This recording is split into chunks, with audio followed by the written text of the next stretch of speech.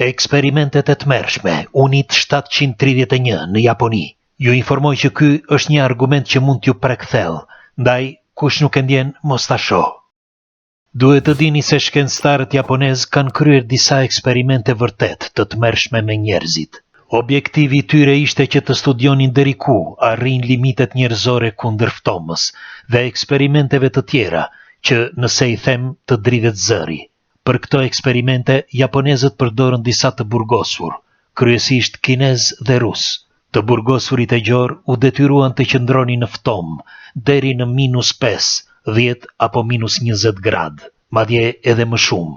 Ata i linin për orë të tëra, aty, këmbë zbathur, me mëngë dhe pantallona të shpalosura, që krahët dhe këmbët të ishin në kontakt me ajrin e ftohtë. Me kalimin e orëve, lëkura e tyre fillonte dhe ngrinte, dhe shkencëtarët kontrollonin her pas here nëse gjymtyrët e tyre kishin ngrirë deri në palc ose jo, dhe për ta provuar nëse kishin arritur në statusin që u nevojitej, pra nëse ishin komplet të ngrirë ose jo, i qëllonin me një shkop të trash e të rëndë.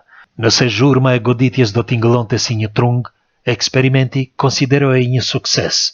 Përndryshe, e linin aty, akoma, derisa të vinte ora. Por më e tmerrshmja vinte më vonë, sepse me njëherë pas këtij testi, këmbët dhe duart e të burgosurve i afronin pranë zjarrit, pra që të ndjenin efektin e kundërt, ose u afusnin këmbët dhe duart në ujë të nxehtë.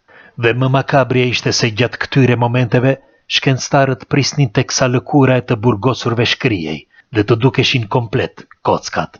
E kështu ata mund t'i studionin. Asnjë nga këto eksperimente u krye me anestezi. Viktimat ishin komplet të ndërgjegjshëm, dhimbjet që ndjenin ishin të tmerrshme. Sipas dëshmimtarëve, ulërimat ishin kaq të forta dhe kaq shumë të gjata, saqë u ikte zëri. Kjo pra është ajo çka ndodhi në burgun ushtarak të quajtur Unit 731, që prej vitit 1936 deri në vitin 1945. Tregohet se as vetë njeriu nuk e di se deri ku mund të arrijë ligësia e djallit që ka brenda.